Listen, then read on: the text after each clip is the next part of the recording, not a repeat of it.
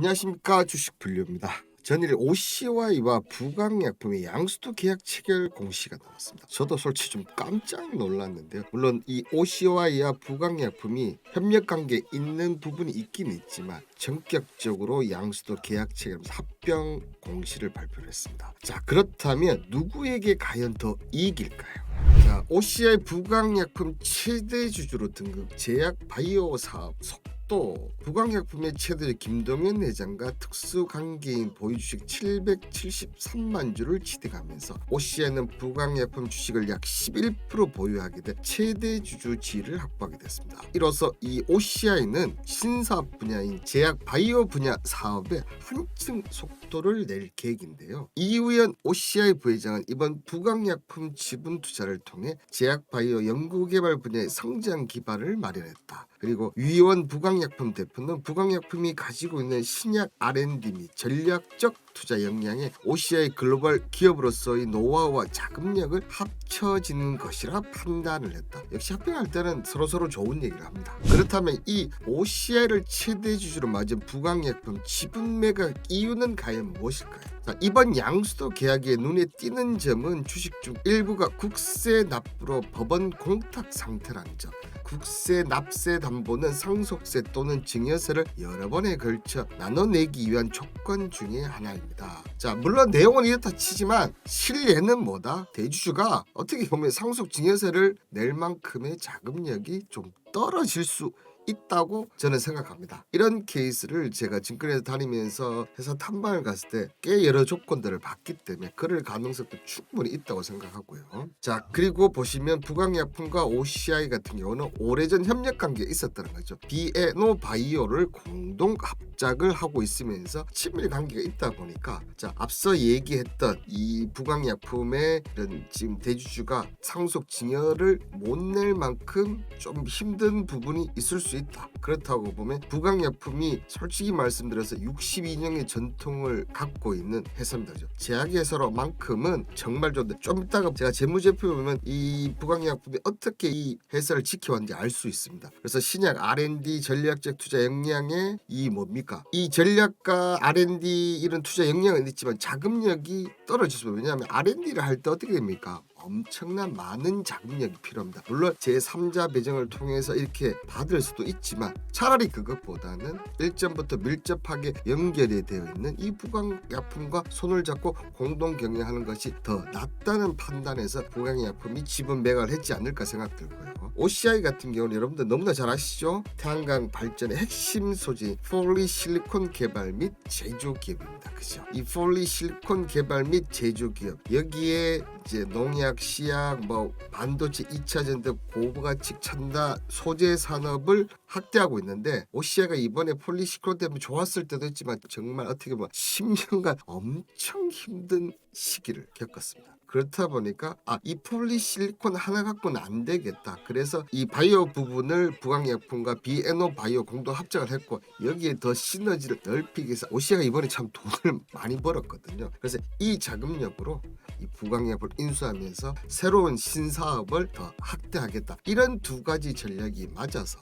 이번에 양수도 계약이 체결된 거 아닌가 보십니다. 그렇다면 이 부강약품에 어떤 파이프라인이 있는지, 그리고 OCI가 계속 돈을 벌면서 이렇게 이 매각 이후에 더 탄탄해질 수 있는 이 부분만 보면 알지 않겠습니까? 자, 이 부강약품의 개발 파이프라인입니다. 보시면 조현병, 이 조현병 관련해서 부강약품이 상당히 앞서 있는, 자, 임상 3상을 진행 중에 있고요. 그 다음에 당뇨병 치료제, 파킨슨, 전리선암, 어떻게 보면 하나하나 파이프라인이 정말 좋습니다. 여기에다 보면 이 전략적으로 투자 현황을 싱가포르, 그 다음에 파킨슨병 치료제, 알츠하이머 치료, CRT는 거의 대세이지 않겠습니까? CRT 세포 치료제, 미국까지 이런 전략적 투자도 당연히 하고 있는 이 개발 파이프라인이 OCI로서는 상당히 매력적일 수밖에 없는 거죠. 자, 그리고 재무 구조를 한번 보시면 매출이 2018년 이후에 정말 지금 많이 줄고 있습니다. 특히 코로나 발생 이후부터 많이 주고 있고, 부강약품이 코로나 관련해서 치료제 개발하다가 실패하는 그런 아픔도 있었습니다. 그렇죠? 그렇지만 안정된, 물론 작년 1분기, 2분기 흑자가 났지만 다시 3분기, 4분기 흑자를 내면서 안정적인 흑자 구조를 계속 이어가고 있습니다. 그런데 이 와중에도 보시면 재무구조가 정말 불과 3-4년 만에 이 유불 같은 게 많이 줄기는 줄었지만 이 부채비를 보시면 이 부강약품이 얼마나 회사를 클린하게 빚 없이 깨끗하게 운영을 했던 부분을 알 수 있을 거예요. 자, 그런데 보시면 지금 자본금 364억에 유보율이 724억입니다. 그러면 대충 계산하면 한 2,500억에서 3,000억 사이 정도 될 것 같은데 아시다시피 앞서 얘기 들었지 않습니까? 자, 이런 연구개발 이거 하나하나 하는데 몇천억씩 들어갑니다. 그런데 이 부강약품은 부채비율과 유보율을 보시면 탄탄하게 이끌어갔었거든요. 그런 점을 봤을 때 여기서 실적 악화가 계속 좀 이어지고 있고 자금력이 잘 안 돌다 보니까 그렇다면 이 부분을 공동 경영을 해서 차라리 뭐 어떻게 한다? 발전을 시켜보자. 정말 우리나라 이 CEO에서 이런 생각 가지신 분들이 잘 없는데 정말 저는 아주 좋은 이번 M&A는 정말 좋은 M&A가 아닌가 생각이 좀 듭니다.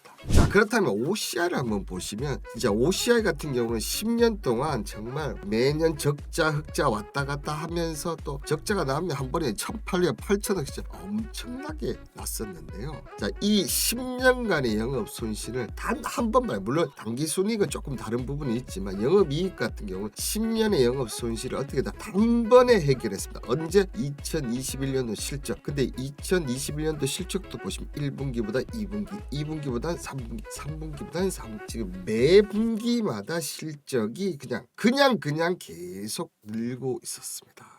자, 그래서 이 보시면 지난해 연결 기준으로 OCI는 1조 1천억의 현금 및 현금 자산을 보유하고 있고 순차입금도 지금 7천억 들어서 지금 1년 만에 무려 3천억을 줄였다는 거. 자, 에비타 같은 경우도 19.6에서 0.9배로 대폭 개선. 잉여 현금 흐름도 전년도 570에서 6,350의 흑자를 했습니다. 그렇다면 부강약품의 인수 금액이 1,461억입니다. 물론 뭐 큰 자금이지만 현재 OCI의 현금성 자산과 실적 추이를 봤을 때 그죠? 전혀 무리가 되고 부담이 없는, 그리고 현실적으로 계속 지원이 가능하다는 거죠.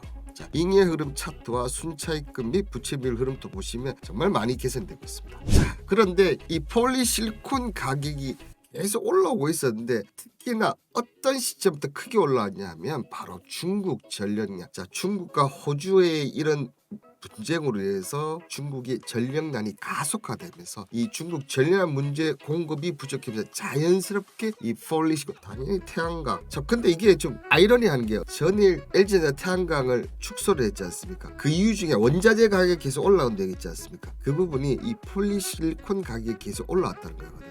하나는 어떻게 보면 원자재 가격 이런 상승으로 철수를 하는데 OCI는 오히려 그 덕택에 지금 큰 수익을 올린다는 것 참 아이러니하지 않습니까? 어쨌든 이 중국 난전력 문제로 공급이 부족해지면서 자연스럽게 폴리실리콘 가격이 크게 올랐습니다. 특히나 이달 중순까지 키로당 34달러 수준으로 가장 낮은 수준으로 형성됐던 2020년 중순과 비교하면 현재 어떻게 됐다? 7배가 넘는 정말 어메이징한. 근데 이 추세가 자 중국 전력난이 호주와의 분쟁 석탄으로 일어났지 않습니까? 근데 또 지금 뭐야 이거? 북유럽, 이 러시아, 우크라이나 오늘 지금 완전 전쟁이 확전되었다고 보기는 힘들지만 우크라이나에서 지금 폭발이 일어나고 전쟁이 지금 거의 시작된 것으로 의미가 되고 있습니다. 그렇다면 이 천연가스 가격이 또 엄청나게 올라갈 수밖에 없습니다. 자, 전력난 이 천연가스 가격이 올라갈수록 어떻게 된다? 이 태양광 수요는 늘어날 수밖에 없고, 그렇다면 이 폴리실리콘 가격은 올해도